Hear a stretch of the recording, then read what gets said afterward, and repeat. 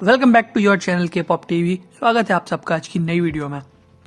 तो Indian BTS army फिलहाल आपके सातों फेवरेट के पॉप आइडल्स मिलिट्री में सर्व कर रहे हैं और अगले साल यानी 2025 तक फैंस को उनके बिना रहना है और 2025 में ही बीटीएस अपनी वापसी करेगा। लेकिन इस दौरान जब से बीटीएस मेंबर्स मिलिट्री में लिस्ट हुए हैं, बहुत सारी उन्हें लेकर नई नई अपडेट्स आती रहती हैं और कल से ऐसी ही एक अपडेट फैंस को बहुत ज़्यादा परेशान और शॉक में डाले हुई है, क्योंकि बीटीएस को लेकर एक आर्टिकल छपा है जिसमें ये क्लेम किया गया है कि क्या बीटीएस अपनी मिलिट्री सर्विस खत्म करने के बाद डिसबैंड हो जाएगा, क्या बीटीएस अपनी वापसी नहीं करेगा और अगर बीटीएस वापस आएंगे तो वो कितने सालों तक हमारे साथ रहेंगे। जी हाँ आर्मी, जैसे कि आप लोगों को पता है कि बीटीएस मिलिट्री में गए थे तो उन्होंने प्रॉमिस किया था कि भले ही वो मिलिट्री में सर्व कर रहे हैं, लेकिन इसके बावजूद भी उनके नई नई अपडेट्स, उनके नए नए सरप्राइज आप लोगों को मिलते रहेंगे, जिसके चलते हमें बीटीएस की highly anticipated beyond the star movie देखने को मिली, जिसमें बीटीएस ने बहुत सारे अनसीन और अनसुने किस्से हमारे साथ शेयर किए हैं। और इसी के रिसेंट एपिसोड के दौरान बीटीएस मेंबर्स डॉक्यूमेंट्री में कुछ ऐसा कह जाते हैं जिसने फैंस को बीटीएस के डिसबैंडमेंट और उनके कमबैक के सभी सवालों के जवाब दे दिए। और इसीलिए पिछले कुछ दिनों से ये न्यूज हर तरफ ट्रेंड कर रही है। तो आर्मी के सबसे बड़े भयानक सपने को, इस सबसे बड़े कंफ्यूजन को कि क्या बीटीएस मिलिट्री के बाद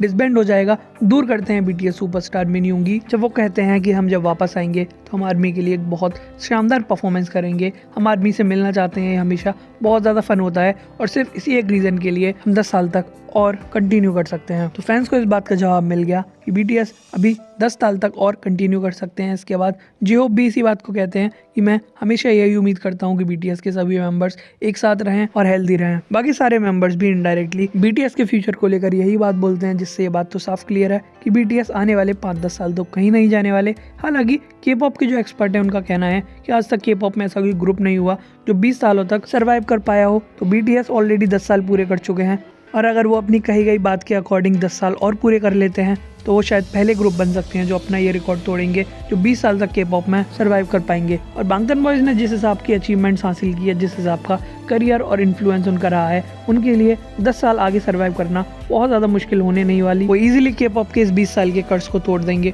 और मुझे लगता है वो 25 साल तक भी इसी तरह दुनिया पर रूल करते रहेंगे, बशर्ते उनकी कंपनी के साथ उनके इसी तरीके के हेल्दी रिलेशंस रहें और उनके कॉन्ट्रैक्ट रिन्यू पर रिन्यू होते रहें। तो ये तो था बीटीएस के स्टेटमेंट्स और के पॉप एक्सपर्ट्स का मानना, लेकिन एज अ फैन आप इसे लेकर क्या सोचते हो, अपनी राय कमेंट्स में बताना।